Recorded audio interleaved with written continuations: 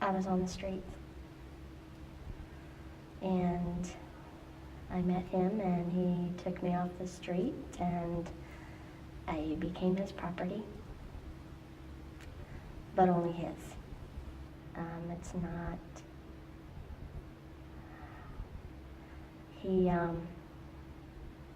I was beholden to him for taking me off of the streets, but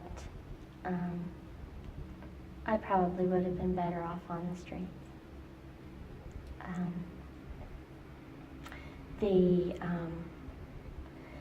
The domestic violence was emotional, physical, just about everything you can imagine.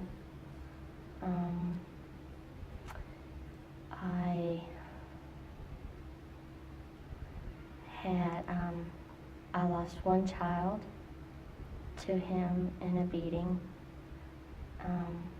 and then I gave birth to a child, and I always kind of remember there was always three of us in the bed. It was me and him and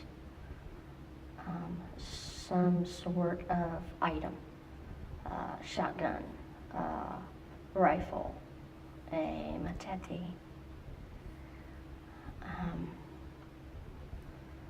And that's just, that was life. About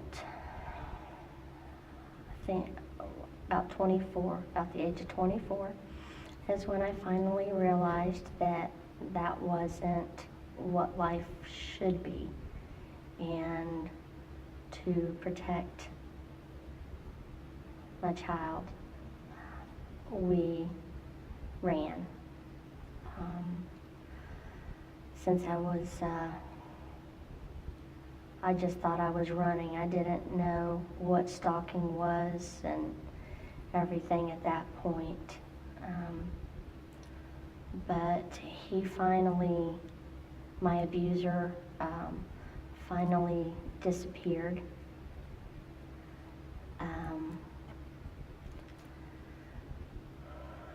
My child was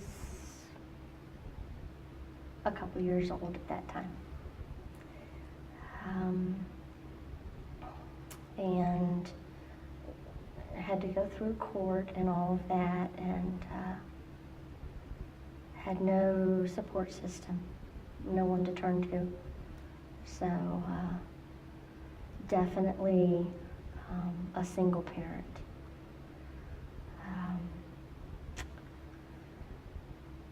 And was able to survive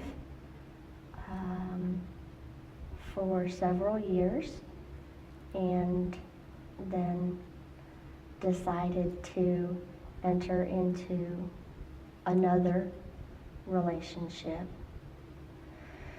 And this one was so much better because there was no physical violence. So I was blinded by the compassion, blinded by the lack of beatings. And became pregnant, and ended up having to once again take off. The police officer who responded at that time, because I could not get my abuser to leave the property. We weren't living together, but he would sit in my front yard, and I couldn't get him removed. So the police officer who responded gave me my way out, and again, we ran.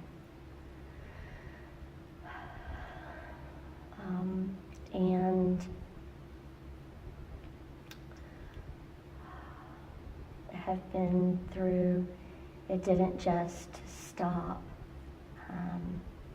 We have been stalked across state lines. The attempted kidnapping of that abuser's child.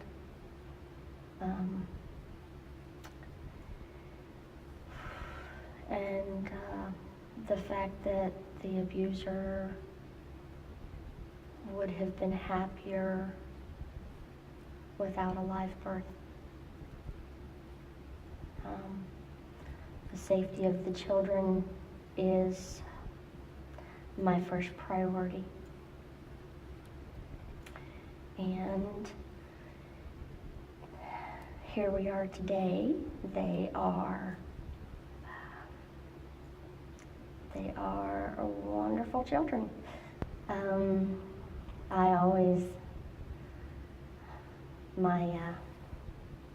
One of my counselors, I guess, gave me the best advice that the light at the end of the tunnel is not the train coming at you. And that gave me a new perspective. I could change my perspective and heal and move forward, have a stable life. We aren't running. And I am able to face life day to day and not have the past guiding my future. You don't always have to just pick up and run. There are steps available. You don't have to live in those darkest moments. You can seek the light.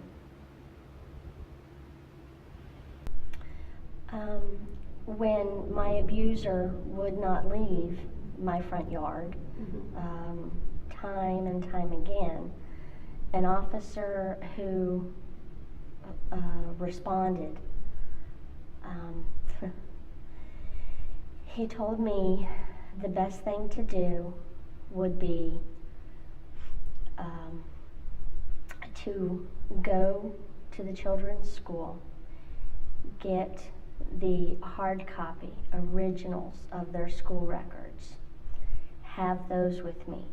Make sure that I have the original copies of all identification for all of us. And to just leave no trace, to run as hard as we could. And because he knew at that time there were no absolutes. If they had to respond, he knew that it might be too late. And that was, I know he saved our lives. That was the best day of that.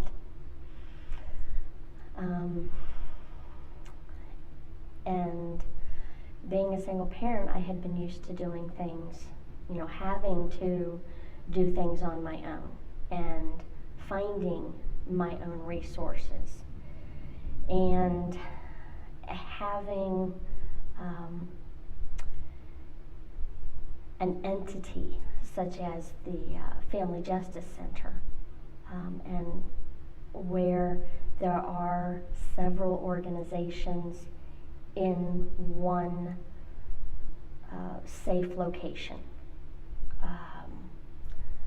Just anything that you could possibly need once you do leave the situation. You don't have to be out there alone. Nowadays, it's the best most wonderful resource. And to help you figure out how to leave, to help you. even, yes, before you leave, you have to have a safety plan, because it's not always easy just to pick up and leave. Mm-hmm. There are safety measures, things that you have to put in place. Yeah. And so you're not alone, and you have one number to call, and everybody is on an extension of that number.